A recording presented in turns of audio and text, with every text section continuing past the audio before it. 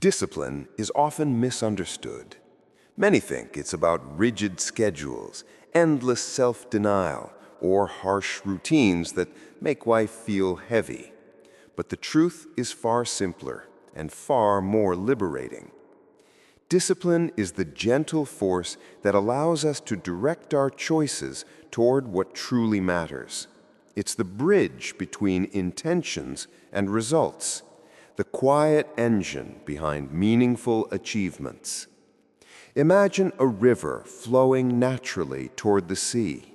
Without guidance, it meanders, hitting obstacles, losing strength.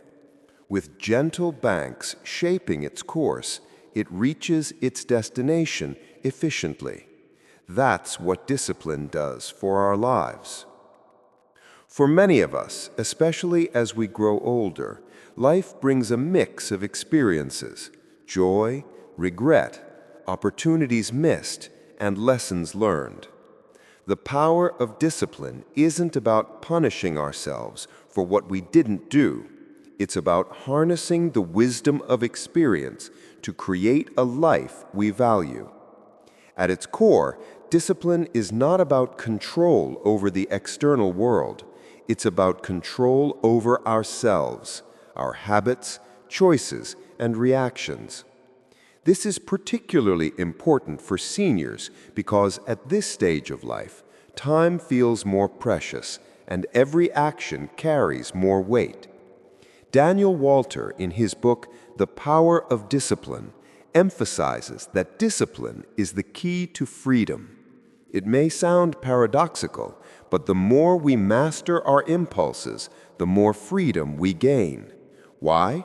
Because without discipline, we are constantly reacting to life, letting cravings, distractions, and emotions dictate our paths.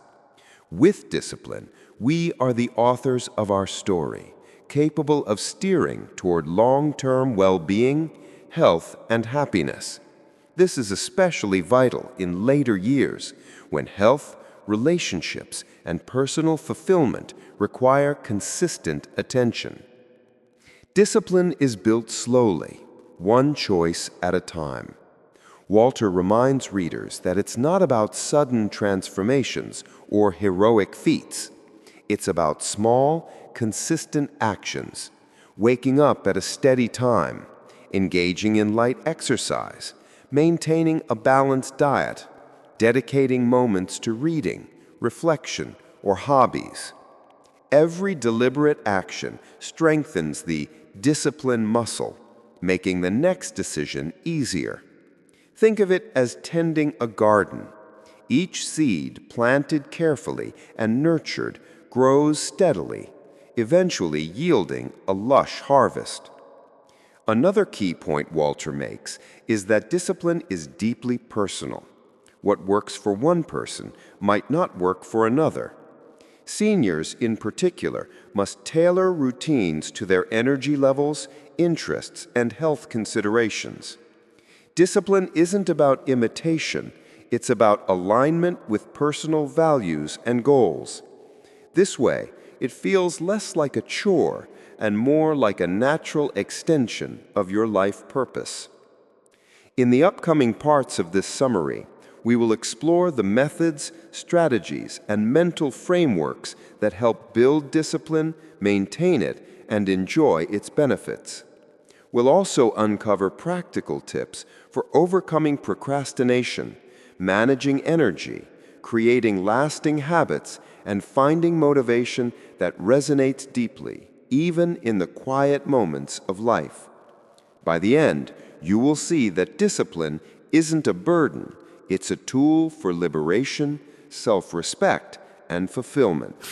To truly appreciate the power of discipline, we first need to understand what self-control is and why it forms the foundation of every disciplined action.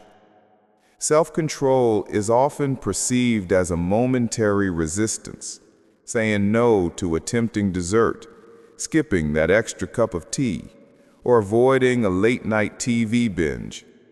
While these are examples, true self-control runs much deeper.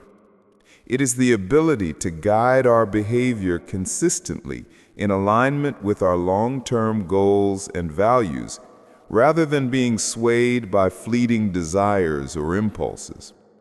For seniors, self-control can take on special significance.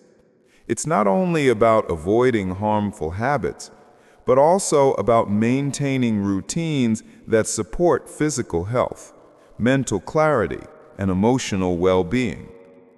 Small daily choices, like taking a brisk walk, meditating, or organizing finances, compound over time, shaping a more secure and fulfilling life.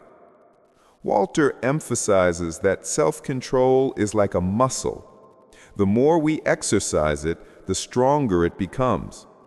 But like any muscle, it can fatigue if overused or misdirected. This is why understanding limits and pacing ourselves is crucial. One common misconception is that self-control is about denial or suppression. In reality, it's about conscious decision-making. Consider the example of a morning routine. Many of us know that starting the day with light exercise or a healthy breakfast boosts energy and mood. Discipline ensures we follow through, even when the bed feels warm and inviting or the couch seems more appealing than the treadmill. Here, self-control doesn't punish us, it empowers us to make choices that align with our long-term well-being. Walter also introduces the idea of delayed gratification as a cornerstone of self-control. This is the ability to prioritize meaningful benefits over immediate pleasure. For seniors, this might mean choosing a nutritious meal instead of a sugary snack, investing time in reading or learning instead of mindless scrolling, or maintaining financial prudence to secure comfort in later years. Each act of delayed gratification strengthens the mind's ability to resist impulses and reinforces the habit of intentional living. Another important aspect is emotional regulation. Discipline is not just about physical habits, it's also about managing reactions to stress, frustration, or disappointment. Seniors often face challenges like health concerns, life transitions, or social changes, which can trigger emotional responses that tempt us into reactive behaviors. Self-control allows us to respond thoughtfully rather than impulsively, preserving both our peace of mind and our relationships. Finally, self-control creates a sense of predictability and stability. When we know we can rely on ourselves to follow through with commitments, even small ones, it builds confidence and self-respect. Walter notes that discipline and self-control are cumulative. Each successful choice reinforces the next, creating a virtuous cycle that makes daily life more manageable and rewarding. Discipline without habits is like trying to sail a boat without wind. It may move, but it will require constant effort. Daniel Walter emphasizes that habits are the building blocks of a disciplined life. They are automatic behaviors we perform with little conscious effort, yet they have a profound impact on our daily outcomes. The beauty of habits is that they work silently. A single positive habit repeated consistently can transform health, finances, relationships, and mental well-being over months and years. For seniors, developing supportive habits can make life smoother, more productive, and less stressful. Imagine a morning routine that includes stretching, light exercise, and a balanced breakfast. At first, it may feel effortful, but as it becomes a habit, it becomes part of your natural rhythm. This frees mental energy for other meaningful pursuits, whether it's engaging in hobbies, volunteering, or spending time with loved ones. Habits reduce the number of daily decisions, which in turn preserves self-control for the moments when it's most needed. Walter highlights the importance of understanding habit loops, which consist of a cue, a routine, and a reward.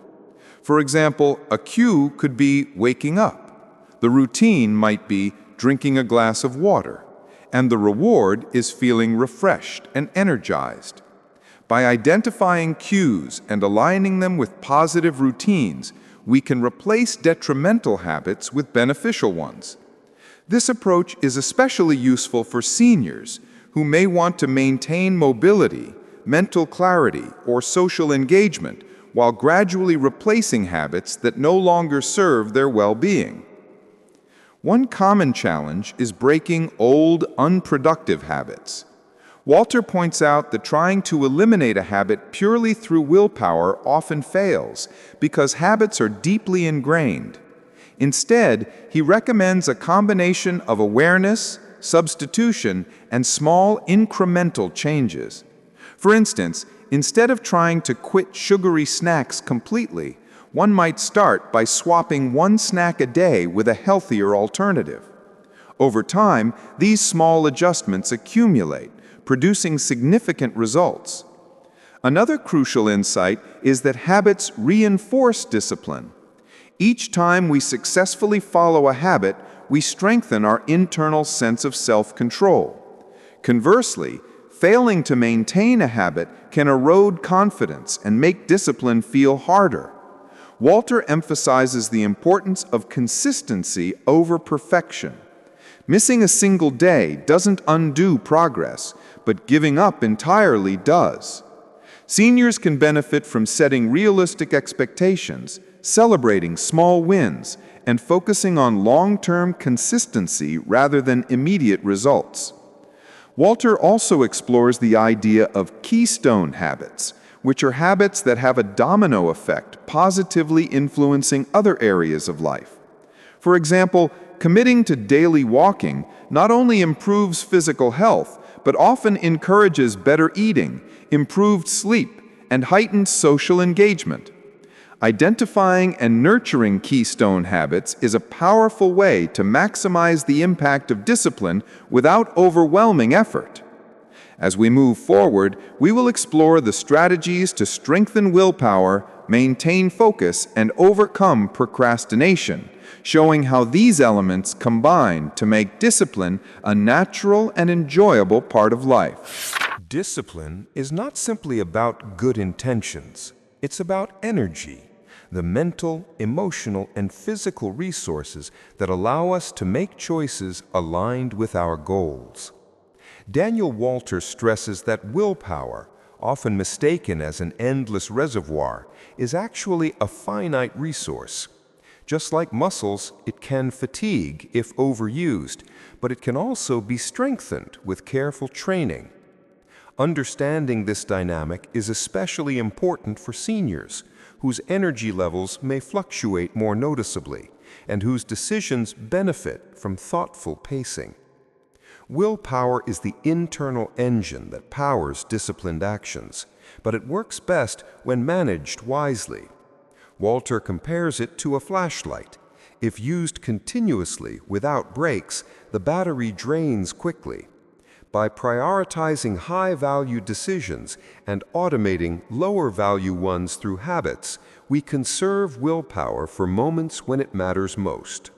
For example, instead of debating whether to exercise each morning, making it part of a consistent routine reduces mental strain. This approach allows seniors to focus energy on meaningful decisions, such as health choices, personal projects, or social commitments, without feeling exhausted by constant self-regulation. Another key insight is the relationship between physical energy and discipline. Nutrition, sleep, and gentle physical activity directly influence our ability to exercise self-control. Walter emphasizes that a well-rested and nourished body creates a calm, focused mind. For seniors, this may mean adjusting sleep schedules to ensure restorative rest, eating smaller, nutrient-rich meals, and incorporating low-impact activities like walking or stretching. By addressing physical energy first, self-discipline becomes more achievable and less burdensome. Emotional energy is equally important. Stress, anxiety, and frustration can deplete willpower rapidly.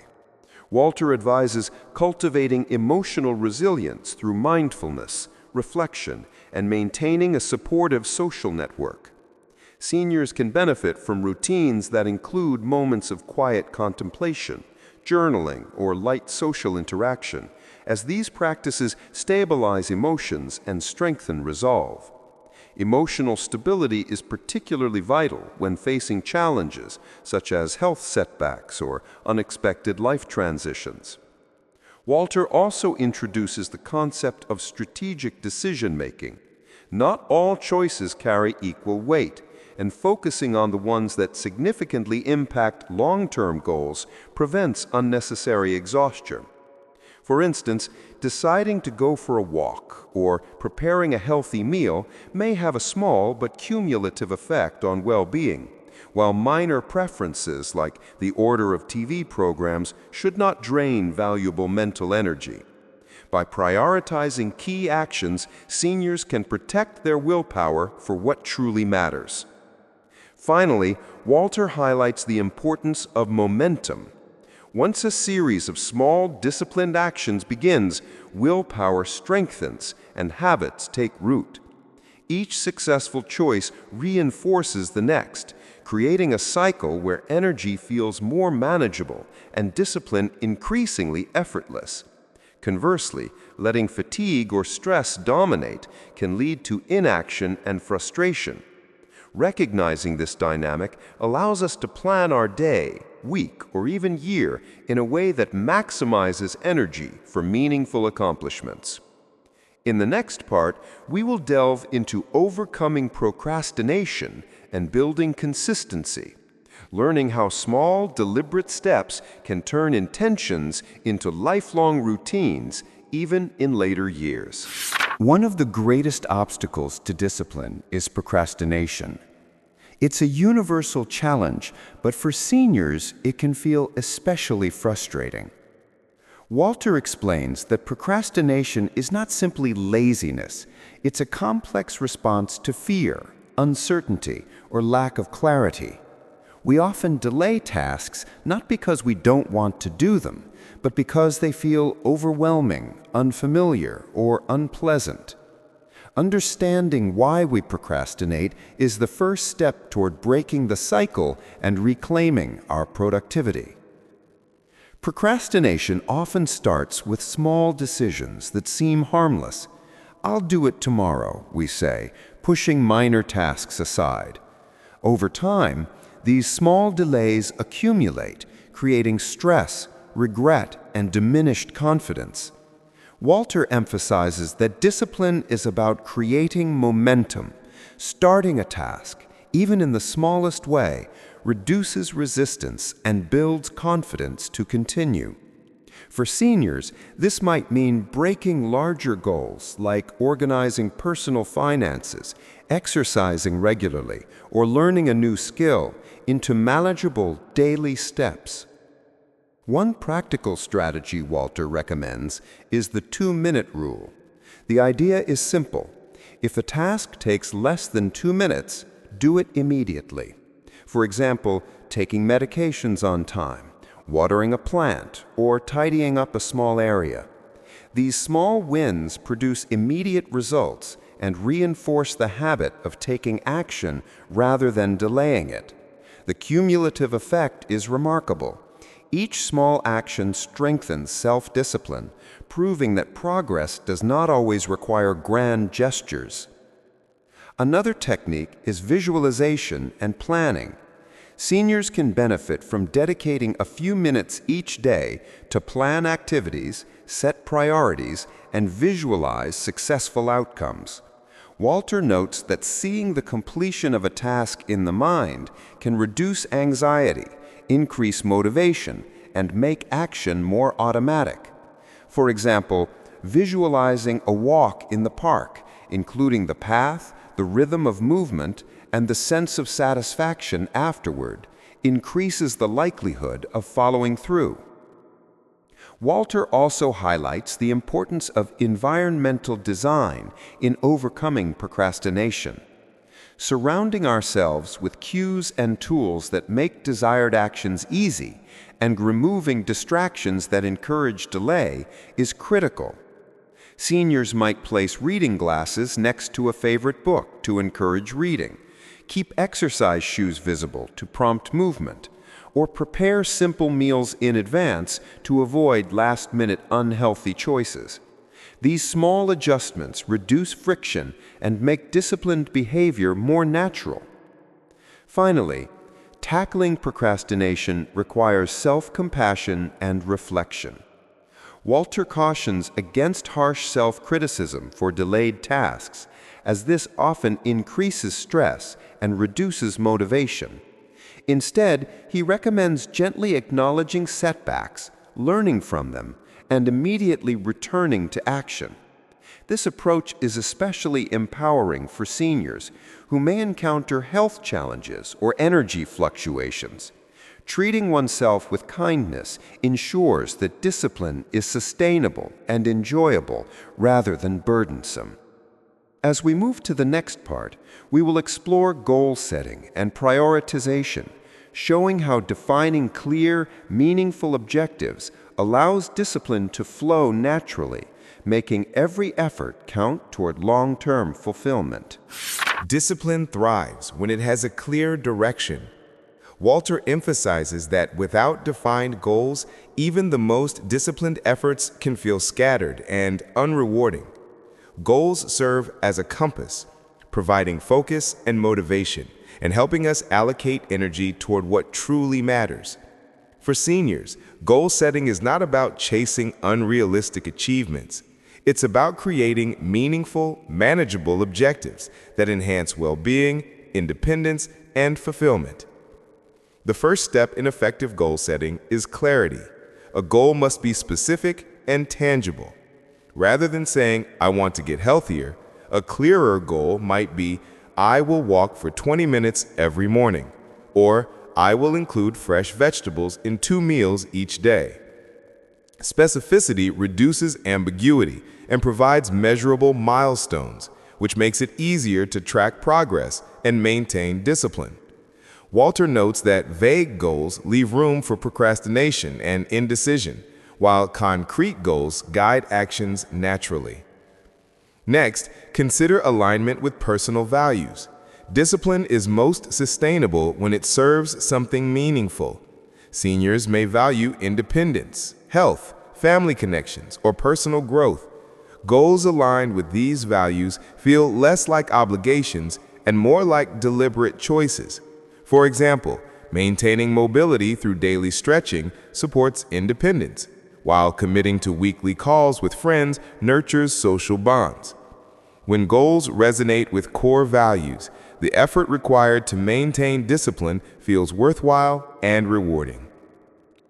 Walter also highlights the importance of breaking larger goals into smaller steps. Long-term objectives can feel overwhelming, leading to avoidance or procrastination. By dividing a goal into manageable tasks, each step becomes achievable and builds momentum. For instance, if the goal is to declutter a home, seniors might focus on one drawer or one room at a time. Completing each micro step provides a sense of accomplishment and encourages continued effort, reinforcing self-discipline naturally. Another key aspect is tracking progress and celebrating small wins. Keeping a simple journal, checklist, or visual calendar can make progress tangible. Walter emphasizes that recognizing achievements, no matter how small, strengthens motivation and reinforces the belief that disciplined efforts yield results. Seniors can also reflect weekly on what went well and what could improve, using these insights to adjust plans without self-criticism. Finally, Walter introduces the concept of flexible yet firm goals. Life is unpredictable, and maintaining strict, rigid expectations can lead to frustration. Seniors may face health fluctuations, family responsibilities, or other interruptions. Discipline is about adapting while staying committed to overall objectives. For example, missing a morning walk might be offset by a short afternoon session, maintaining consistency without discouragement. By combining clarity, alignment, incremental steps, and flexible tracking, goals become a natural framework for disciplined living. With purpose and structure, discipline is no longer an abstract concept. It becomes a daily companion that guides actions, reinforces confidence, and creates measurable progress. Discipline thrives not only on goals and habits, but also on how we organize our time. Daniel Walter emphasizes that effective time management is a cornerstone of maintaining consistent discipline. Without structure, even the most motivated individuals can drift, waste energy, and feel frustrated. For seniors, managing time wisely allows for balance between physical health, mental stimulation, social connection, and relaxation, ensuring that energy is spent where it matters most. The first principle Walter highlights is intentional scheduling. Every day contains a finite amount of energy and attention. By planning key activities during times of peak energy, seniors can accomplish more with less effort. For example, many people feel more alert in the morning. This could be the ideal time for a walk, reading, or engaging in mentally stimulating tasks. By contrast, low energy periods might be reserved for lighter, more relaxing activities. Aligning tasks with natural energy levels reduces stress and enhances focus. Another key strategy is time blocking. This involves assigning specific periods for particular activities, such as exercise, meal preparation, social interaction, or hobbies. Walter notes that this approach minimizes decision fatigue, the mental strain caused by constantly choosing what to do next. For seniors, creating predictable routines provides comfort, reduces anxiety, and allows for more deliberate, mindful engagement in daily tasks. Walter also emphasizes prioritization. Not all tasks are equally important. Using methods like the Eisenhower matrix, distinguishing between urgent and important tasks, helps focus on what truly impacts long-term well-being. Seniors might prioritize health-related activities, social connections, or personal projects, while delegating or simplifying less critical tasks. This ensures that energy and discipline are spent on actions that generate meaningful results. Flexibility is another essential element. Life is unpredictable, and seniors may face interruptions such as appointments, family needs, or unexpected health concerns. Walter advises building buffer periods into the schedule, allowing for adjustment without feeling that discipline has failed. This balance of structure and adaptability prevents frustration and supports sustained engagement over time.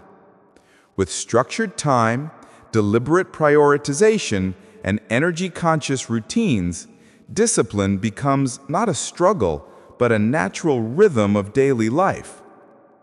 In the next part, we will explore motivation and mindset, examining how cultivating a positive, purpose-driven mental framework enhances both self-control and joy in everyday actions. Discipline begins with the mind. Without the right mindset, even the best strategies falter. Daniel Walter reminds us that lasting discipline isn't built on constant external pressure. It grows from an internal sense of purpose and self-respect. For seniors, this distinction is especially meaningful.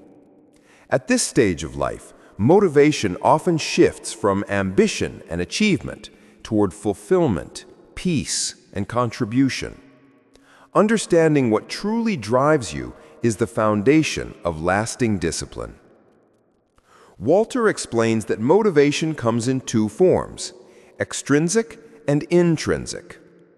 Extrinsic motivation arises from outside rewards or recognition, praise, money, or approval. Intrinsic motivation, on the other hand, comes from within. It's the quiet satisfaction of living in alignment with your values, keeping promises to yourself, and feeling purposeful. For lasting discipline, intrinsic motivation is far more powerful. When actions stem from inner satisfaction rather than external pressure, they endure naturally, even through challenges. A practical way to cultivate this mindset is through reflection on why. Before starting any new habit or goal, ask, why does this matter to me? For instance, walking daily might not just be about exercise, it might represent independence, vitality, and the ability to stay engaged with loved ones. When the reason is emotionally meaningful, discipline feels less like effort and more like devotion. Walter suggests writing this why down and revisiting it often, especially when motivation wavers. Another important aspect is self-image. Walter notes that discipline is easier when our actions align with how we see ourselves. If you view yourself as someone who is active, responsible, and consistent, your behaviors will naturally follow that image. Seniors can use affirmations or visualization to reinforce this identity. I am capable. I take care of my health. Or I stay consistent with what I start. Over time, this reshapes thought patterns and strengthens resolve. Walter also emphasizes the role of positive emotions in maintaining motivation. Discipline doesn't have to feel harsh or joyless. Finding enjoyment in the process, listening to music during a walk, cooking favorite recipes with healthy twists, or keeping a gratitude journal adds warmth to daily routines. When joy and discipline coexist, consistency becomes effortless. Setbacks, however, are inevitable. The key is resilience. Walter encourages embracing the idea of progress, not perfection. Missing a day, losing focus, or feeling unmotivated are all normal parts of growth. What matters is returning to the path quickly and compassionately. Seniors can especially benefit from viewing discipline as a lifelong practice rather than a rigid standard, something that evolves with changing circumstances and capacities. Finally, Walter invites readers to shift from a fixed mindset, I can't change, to a growth mindset, I'm improving every day. This subtle change in perspective opens the door to curiosity, patience, and self-acceptance.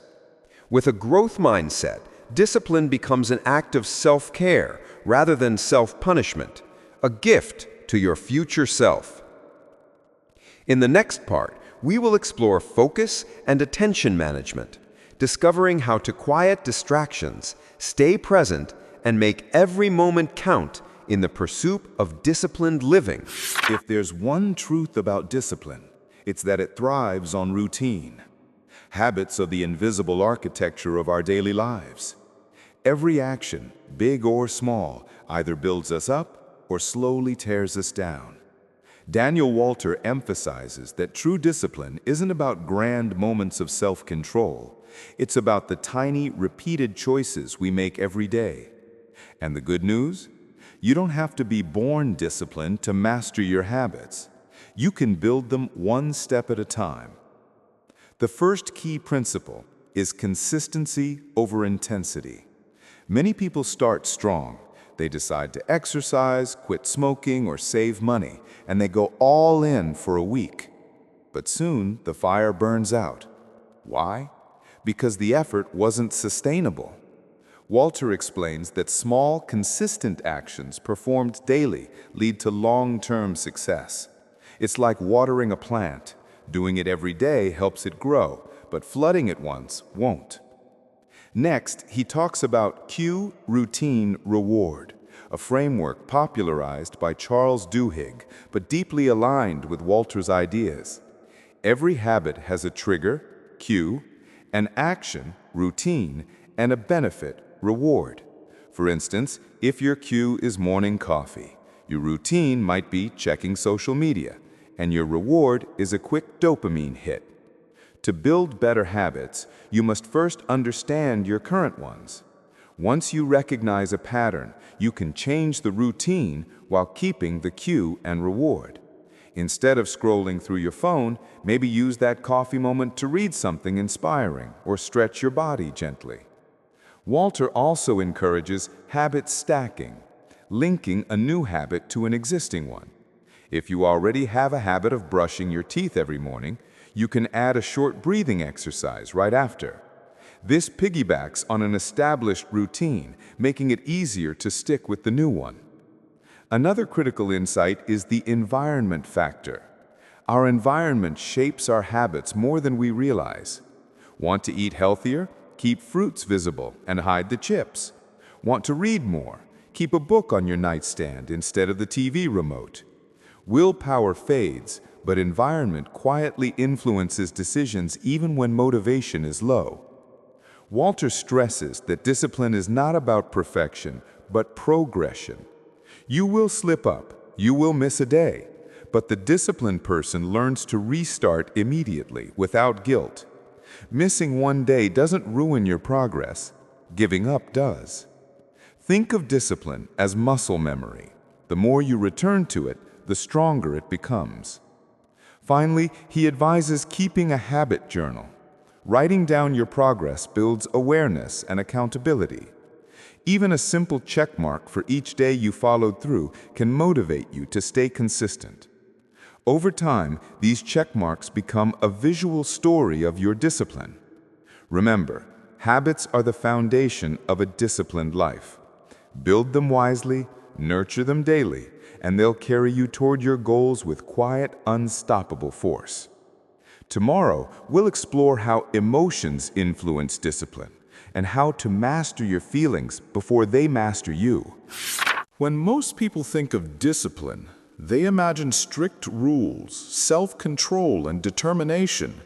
But Daniel Walter reminds us that discipline isn't just a battle of logic, it's an emotional game. In fact, mastering your emotions might be the single most important step toward mastering your habits, your behavior, and ultimately, your life. Think about it. Most impulsive decisions come from emotion, not reason. When you feel angry, you might say something you later regret. When you feel sad, you might eat junk food for comfort. When you feel stressed, you might procrastinate or quit early. Emotion often whispers, "Do what feels good now." Discipline, on the other hand, whispers back, "Do what's right for your future." Learning to listen to the second voice, even when the first one is louder, is emotional discipline. Walter explains that emotions are powerful signals, not enemies. The goal isn't to suppress them, but to understand and manage them. He suggests starting with emotional awareness, noticing how you feel before you react. When you pause and label an emotion, "I'm frustrated, I'm anxious, I'm bored," you immediately create distance between you and the feeling. That small space gives you control over your next move. Next, he introduces a practice he calls pause and plan. Before making a decision, pause for 10 seconds and ask, "Will this action bring me closer or further from my goals?" This simple reflection turns emotional reactions into thoughtful responses. Over time, it becomes a habit, and this habit alone can transform your life. He also discusses emotional triggers, specific situations or people that tend to set off certain feelings. If you can identify what triggers your anger, fear, or sadness, you can prepare in advance. Maybe it's a stressful coworker, maybe it's seeing bad news online, or maybe it's financial worry. By recognizing triggers, you can create strategies to handle them. Taking a deep breath, stepping away, or redirecting your focus towards something productive. Another vital aspect is self-compassion. Many people think being hard on themselves makes them more disciplined, but Walter warns that guilt and shame often backfire. When you mess up and attack yourself mentally, your emotional energy drains and you're less likely to get back on track. Instead, he suggests treating yourself like a friend who's learning. You didn't fail, you tell yourself, you're just practicing. This mindset turns setbacks into stepping stones. He also highlights gratitude as an emotional anchor. Writing down 3 things you're grateful for every day trains your mind to focus on progress, not lack. Gratitude reduces stress, boosts patience, and helps you stay centered even when life throws challenges your way. In the end, emotional mastery isn't about never feeling upset. It's about staying calm, clear, and focused in the middle of the storm. When you stop letting emotions drive your choices, discipline naturally follows. Tomorrow, we'll move deeper into the psychology of resisting temptation, learning how to strengthen your willpower and protect your goals from distraction. Temptation is the silent enemy of discipline. It lurks in every corner of daily life, in your phone notifications, the smell of fresh pastries, the comfort of your couch when you should be exercising.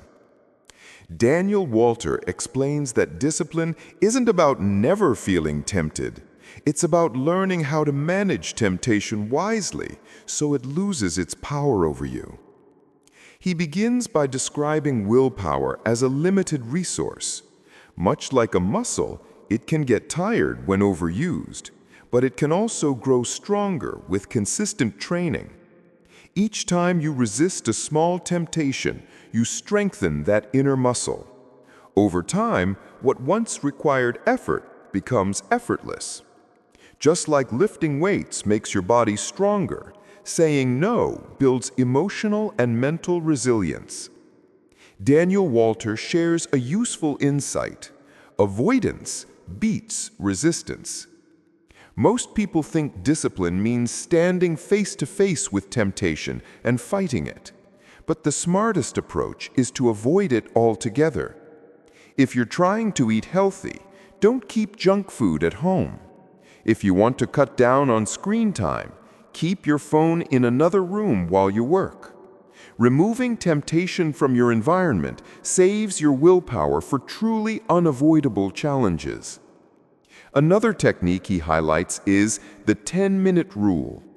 When you feel an urge to do something impulsive, like eat a snack, check social media, or skip your workout, tell yourself you'll wait just 10 minutes. In those minutes, distract yourself with something else, a short walk, a few deep breaths, or sipping water. Often, the craving passes on its own. This small delay helps your logical brain take back control from your emotional impulses. Walter also introduces the concept of temptation bundling. It means pairing something you want to do with something you should do. For example, you can listen to your favorite podcast only while walking, or watch your favorite show only after completing your daily goals. This method turns discipline into something rewarding instead of restrictive. He emphasizes energy management as another pillar of willpower. Your self-control weakens when you're tired, hungry, or stressed. That's why so many people break their resolutions late at night, not because they lack discipline, but because their mental energy is drained. Walter advises taking care of your physical health. Eat balanced meals, stay hydrated, get enough sleep, and move your body regularly. A healthy body fuels a disciplined mind. Another strategy is to reframe temptation. Instead of thinking, "I can't have that," think, "I'm choosing something better." This simple mental shift turns restriction into empowerment. You're not losing out, you're taking control. Finally, Walter reminds readers that resisting temptation isn't about willpower alone, it's about clarity. When your goals are clear and meaningful, temptations lose their charm. Every no you say to distraction becomes a yes to your future. Discipline grows not by avoiding life's pleasures, but by mastering the timing of them. Enjoying something at the right time for the right reason makes it far more fulfilling than giving in to every passing urge. Next, we'll explore the link between focus, attention, and productivity, and how disciplined focus can help you achieve more with less effort. If discipline is the engine that drives success, focus is the steering wheel that guides it. In The Power of Discipline, Daniel Walter explains that focus is not about doing more. It's about doing what truly matters with full attention and consistency. In today's noisy world, where distractions are only a click away, the ability to focus deeply is becoming rarer and more valuable than ever. Walter begins this section by defining focus as intentional awareness. It means consciously choosing where to place your mental energy rather than letting it scatter across dozens of meaningless tasks. He argues that most people fail to achieve their goals not because they're lazy, but because their attention is divided. Your mind, he writes, is like sunlight. When scattered, it warms. When concentrated, it burns. To regain control of your attention, Walter introduces the concept of deep work, a state of complete concentration where you engage fully with one task, free from distraction. This kind of focus not only boosts productivity, but also builds discipline because it trains your brain to resist the constant pull of interruptions.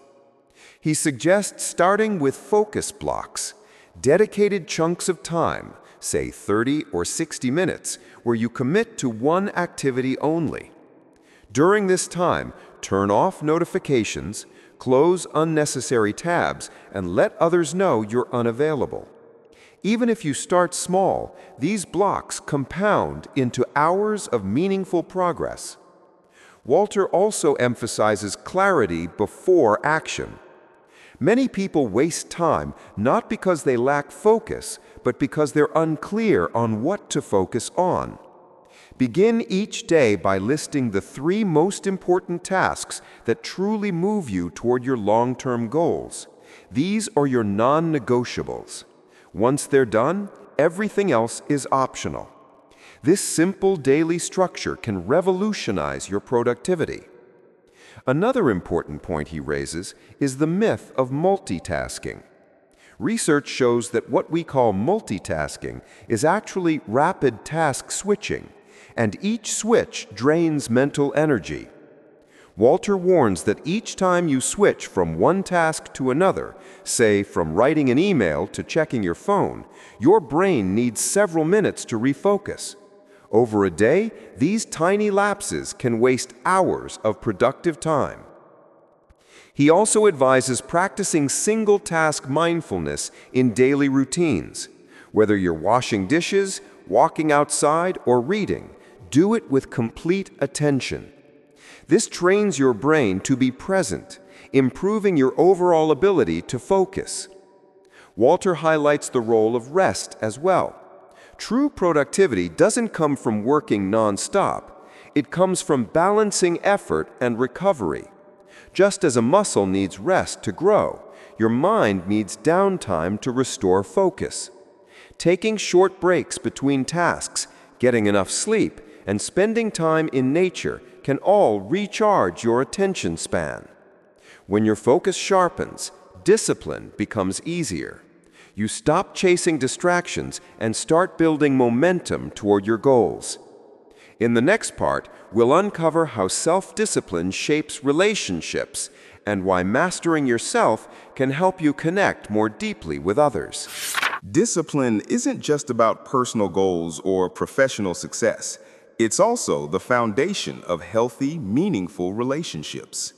In The Power of Discipline, Daniel Walter highlights that self-control, patience, and emotional maturity are what keep relationships steady through life's ups and downs. Whether it's with a spouse, family member, or friend, disciplined behavior builds trust and respect, two things that no relationship can survive without. Walter begins by stating that emotional discipline is the heart of connection. We often think relationships thrive on love and passion, but it's actually emotional consistency that keeps them strong. When you can manage your temper, listen calmly during disagreements, and express your feelings with care, you create a safe emotional space for others. This type of steadiness doesn't come naturally. It's the result of self-awareness and practiced discipline.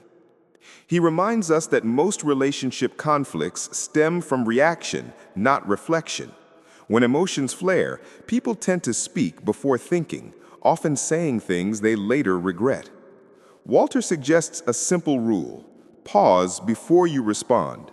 A few seconds of silence gives your rational mind time to take over from your emotional impulses. Over time, this pause becomes second nature, and it can save countless arguments. Another vital concept is discipline in communication. This means choosing your words carefully, listening more than you speak, and focusing on understanding rather than winning. In long-term relationships, people sometimes take each other for granted, assuming the other person should know how I feel. But Walter warns that undisciplined communication creates distance and resentment. Speaking with honesty, kindness, and restraint keeps relationships clear and connected. He also discusses the power of boundaries, a form of self-discipline often misunderstood. Setting boundaries doesn't mean pushing people away. It means defining where your responsibilities end and theirs begin. Boundaries protect emotional energy, prevent resentment, and promote mutual respect. Walter emphasizes that disciplined people know when to say yes and when to say no, without guilt. Then comes the discipline of forgiveness. Holding grudges is easy. Letting go takes strength. Forgiving others doesn't mean forgetting the hurt, but rather choosing not to let it control you. Walter explains that forgiving others is one of the purest forms of self-discipline because it requires you to rise above your ego and act from a place of peace, not pain. He also mentions loyalty and reliability as the quiet forms of discipline that sustain trust. Keeping promises, showing up when you say you will, and staying consistent in your behavior are marks of integrity. These actions might seem small, but to the people who love you, they mean everything. Finally, Walter concludes that strong relationships aren't built on perfection. They're built on commitment and effort. Being disciplined means showing up even on the days when you don't feel like it. It means doing the right thing for your partner, your friends, or your family, not because it's easy, but because they matter. In mastering discipline within yourself, you become someone others can depend on, calm in chaos, steady under stress, and kind even when challenged. In the next part, we'll explore how discipline impacts financial success and how simple, consistent actions can secure your financial freedom. Discipline is not just about habits or emotions, it's also about how we handle money.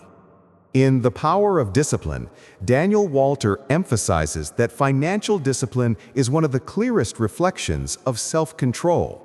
The way you earn, spend, and save reveals how well you manage your impulses and long-term thinking. Financial freedom isn't just about making more money. It's about managing what you already have with clarity and purpose. Walter begins by explaining the psychology of spending.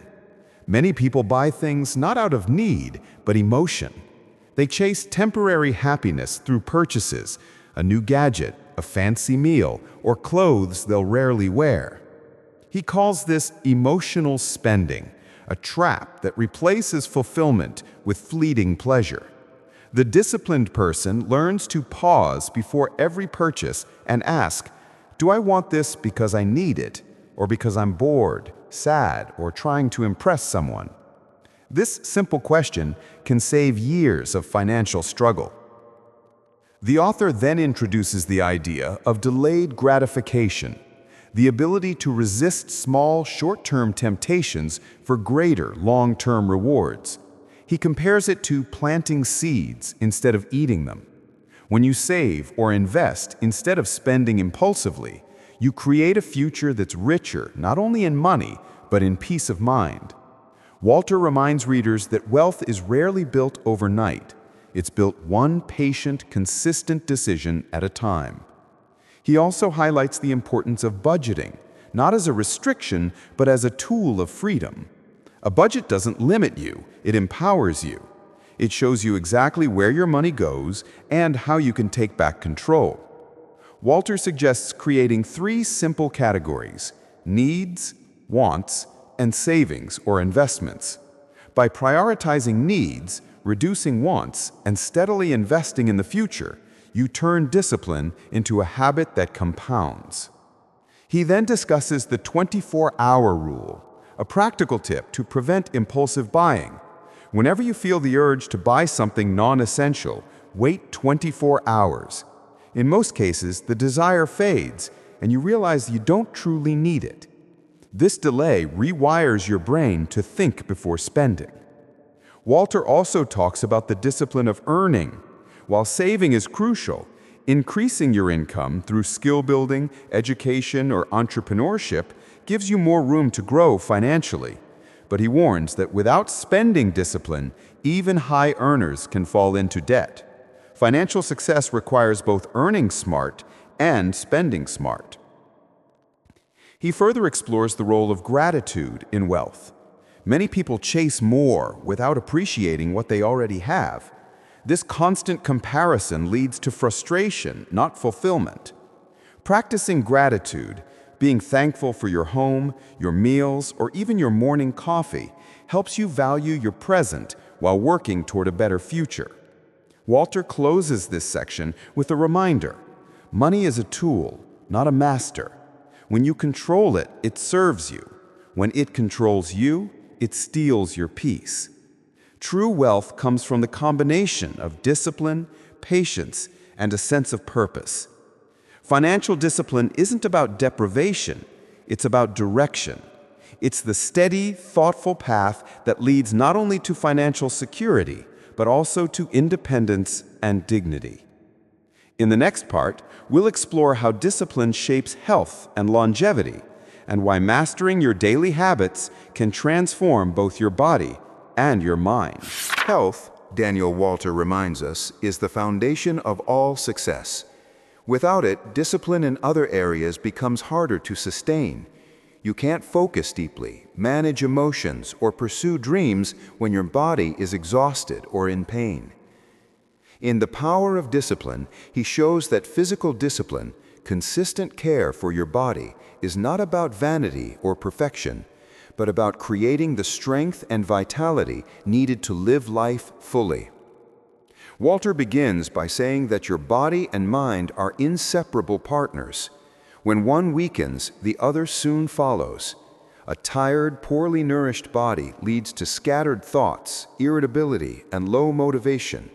In contrast, a well-rested, active, and properly fueled body supports clarity, focus, and resilience. Thus, self-care is not a luxury, it's a form of discipline. He introduces what he calls the 3 pillars of physical discipline: sleep, nutrition, and movement. Each one supports the other, and neglecting one eventually harms them all. Sleep, Walter says, is the most underrated form of discipline. Many people treat rest as optional, staying up late, scrolling through their phones, or sacrificing sleep for productivity. But the truth is, discipline begins with energy, and energy begins with rest. Quality sleep repairs the body, resets the mind, and sharpens focus. Going to bed and waking up at consistent times trains the body's rhythm, a quiet yet powerful act of discipline. Next is nutrition, which Walter calls fuel for discipline. What you eat directly affects how you think and feel. Heavy, processed foods make you sluggish, while natural, balanced meals sustain energy and focus. He doesn't preach strict dieting, but rather mindful eating, paying attention to what you consume and how it makes you feel. Simple choices like drinking more water, reducing sugar, and eating more whole foods build long-term benefits. Walter encourages readers to eat not for comfort, but for performance, to treat their body as the vehicle that carries their purpose. The third pillar is movement. Exercise, he notes, is not just about fitness, it's about training your mind to do hard things. Every workout strengthens willpower. When you push through discomfort, one more walk, one more stretch, one more minute, you teach yourself persistence. The discipline built in the gym spills into every part of life. Even small steps matter. Daily movement, whether it's gardening, walking, or light stretching, builds consistency. Walter also warns against all-or-nothing thinking. Many people quit healthy habits because they miss one day and feel they failed. But discipline is not about perfection. It's about return. Missing one workout or eating one unhealthy meal doesn't erase progress. What matters is getting back on track the next day, without guilt. He introduces the idea of body gratitude, appreciating your body not for how it looks, but for what it allows you to do. Walk, think, hug loved ones, experience life. This mindset turns discipline into self-respect rather than punishment. Finally, Walter concludes that health discipline is an act of love for yourself and for the people who depend on you. A strong, healthy body gives you more years, more memories, and more capacity to serve others. In the next part, we'll uncover how discipline nurtures mental strength and resilience, the inner power to stay calm and determined no matter what life brings. Discipline begins in the mind, and nowhere is that more evident than in the way we face challenges. In The Power of Discipline, Daniel Walter dedicates an entire section to mental resilience, the ability to stay focused, calm, and persistent even when life tests you. Physical strength helps you move through the world, but mental strength determines how far you can go. Walter opens this chapter with a simple truth. You can't control what happens to you, but you can control how you respond. That control, the ability to remain composed in uncertainty, is what separates disciplined people from the rest. Life will always throw setbacks your way: lost opportunities, health scares, broken relationships, or unexpected changes. But with mental resilience, you can endure them without losing direction. He describes mental resilience as the art of bouncing back stronger. It's not about pretending everything is fine or avoiding pain. It's about accepting difficulty, learning from it, and choosing not to be defeated by it. Walter calls this emotional endurance, the quiet determination to keep showing up, even when motivation fades. The first step to building resilience, he says, is acceptance. Many people waste emotional energy fighting reality, complaining, blaming, or wishing things were different. But acceptance doesn't mean giving up. It means acknowledging what's true so you can decide what to do next. Once you stop resisting, you can start rebuilding. Next comes perspective. Walter teaches that how you interpret an event often matters more than the event itself.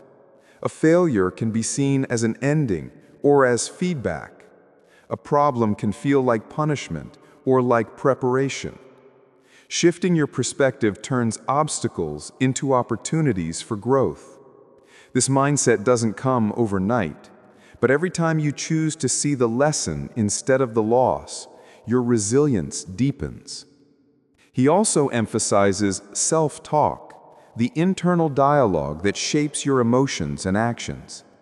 When life gets hard, the voice inside your head can either be your biggest critic or your best coach. Walter advises readers to speak to themselves with firmness and compassion, like a wise mentor would. Replace "I can't do this" with "I can handle this" step by step. These words seem small, but repeated often, they reprogram the mind to face challenges with courage instead of fear. Another pillar of resilience is routine. When everything feels chaotic, disciplined routines give structure and stability. Morning rituals, journaling, prayer, or meditation act as anchors in turbulent times. They remind you that while you can't control the storm, you can control your ship. Walter also discusses the importance of purpose. People who know why they're enduring something can survive almost anyhow. Your goals, values, and vision give pain meaning. When you remember what you're fighting for, your family, your freedom, your faith, your peace, resilience transforms from a burden into a choice. Finally, Walter urges readers to practice gratitude during hardship. It may seem impossible, but finding small blessings, a friend's support, a warm meal, a sunrise, remind you that life still holds goodness, even in struggle. Gratitude shifts your focus from what's broken to what's still whole. In the end, mental resilience is not about being unshakable. It's about learning to bend without breaking. It's the quiet, steady strength that grows every time you refuse to quit. In the next part, we'll explore the role of time discipline, how managing your hours with intention can multiply your success and peace of mind. Letting go is one of the hardest yet most liberating skills you can ever learn. We cling to things, people, identities, memories, pain, because we fear what will remain if we don't. But often what we hold on to is exactly what keeps us stuck. When you resist change or try to control outcomes, you create suffering. Life becomes heavy because you're fighting the natural flow of it. Letting go doesn't mean you stop caring. It means you stop trying to control what's beyond your power. True growth happens when you allow life to unfold without gripping too tightly. When you accept uncertainty, you create space for new possibilities. Reflection. Ask yourself, what am I still holding on to that no longer serves me? Letting go is not losing. It's freeing yourself to become who you were meant to be. Sometimes letting go is an act of far greater power than defending or hanging on. Eckhart Tolle. Discipline isn't a single heroic act, it's a journey. Daniel Walter emphasizes that trusting the process is essential for lasting success. Many people give up because results don't appear immediately. They forget that real growth, whether in habits, health, relationships, or finances, happens gradually, often imperceptibly at first. Seniors, in particular, can benefit from this reminder. Life's changes are cumulative, and each small step matters. Walter explains that patience is a form of discipline. Waiting, persisting, and continuing, even when progress seems slow, demonstrates inner strength. It's easy to feel discouraged when the finish line is far away. But discipline is about showing up day after day, knowing that consistency compounds into meaningful results. He compares this to planting a tree. You water it, care for it, and nurture it patiently, trusting that eventually it will bear fruit. Another pillar of trusting the process is self-compassion. Discipline is not about harsh self-criticism or perfectionism. It's about consistent effort combined with understanding. Walter urges readers to treat themselves as they would a friend, acknowledging mistakes without shame and encouraging progress without pressure.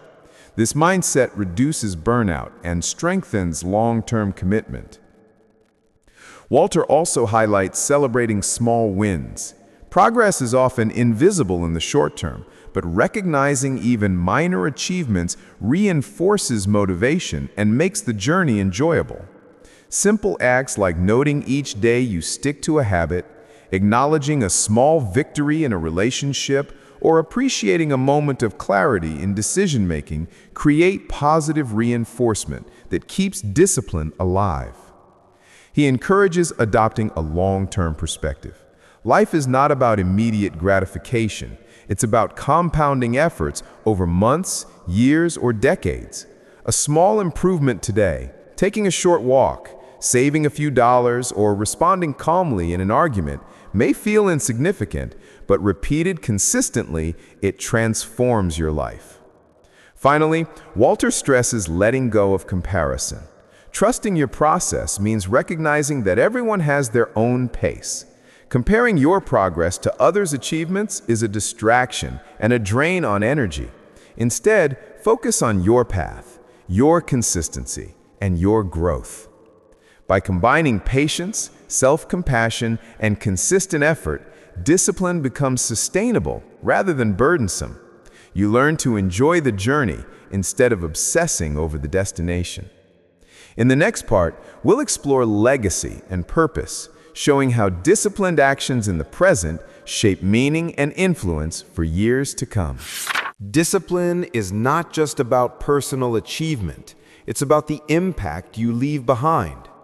Daniel Walter emphasizes that the most profound form of discipline is living with purpose and creating a legacy that endures beyond your own life. For seniors, this perspective can bring profound clarity. The habits, choices, and routines you maintain today ripple through your family, community, and the world in ways you may not immediately see. Daniel Walter begins by explaining that purpose fuels discipline. When your actions are tied to something greater than yourself, staying consistent becomes easier. It could be nurturing your health to spend quality time with grandchildren, managing your finances to leave a secure foundation for loved ones, or developing patience and compassion to enrich your relationships. Purpose transforms discipline from a chore into an act of meaningful contribution. He also highlights the long-term perspective of legacy. Discipline is often invisible in the moment. Eating healthily, exercising, practicing patience, or saving money may feel tedious today. But these small, consistent choices accumulate into a life of impact. Walter compares disciplined living to planting trees. You may not enjoy the shade immediately, but future generations will benefit. Recognizing this can motivate seniors to persevere even when immediate rewards are minimal. Walter emphasizes teaching by example. The disciplined life you live sets a model for others. Children, grandchildren, friends, or community members notice not just your words, but your actions. Demonstrating resilience, patience, honesty, and commitment inspire others to follow a similar path. Legacy is therefore not just what you leave behind materially, but also the values and habits you impart through your actions. He also talks about aligning daily actions with your values. Discipline is most fulfilling when it reflects what you truly care about. When your habits and routines reinforce your principles, kindness, integrity, health, learning, your life becomes coherent, purposeful, and inspiring. Small daily acts, repeated faithfully, become the building blocks of a meaningful legacy. Another critical point Walter makes is reflection and storytelling. Seniors are uniquely positioned to share wisdom, lessons learned, and experiences that guide others. Reflecting allows you to see patterns in your life, recognize growth, and identify the contributions you've made. Sharing these stories, whether through conversation, writing, or mentorship, extends your influence and ensures that the discipline you've cultivated impacts others positively. Finally, Walter reminds readers that discipline is a gift to the future. Every choice you make today in health, relationships, finances, or personal growth shapes the lives of those around you. By living intentionally, you create a ripple effect that continues long after you're gone. Legacy is less about fame or wealth and more about the consistent, disciplined actions that shape character, influence, and meaning.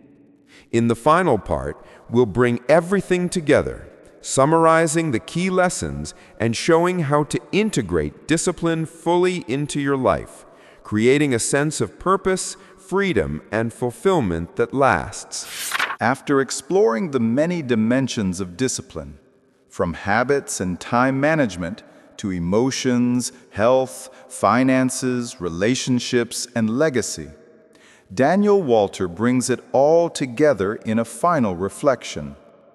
Discipline, he emphasizes, is not a series of rules or restrictions. It is a way of life, a framework for living with purpose, clarity, and fulfillment. Walter begins by reminding readers that discipline is freedom, not limitation. Many people mistake discipline for deprivation, thinking it requires rigid schedules, denial of pleasure, or constant self-control. But in reality, disciplined people are freer because they make choices deliberately. They're not slaves to impulses, emotions, or distractions. Each conscious action builds autonomy, the ability to steer life intentionally rather than reactively. He then encourages holistic integration.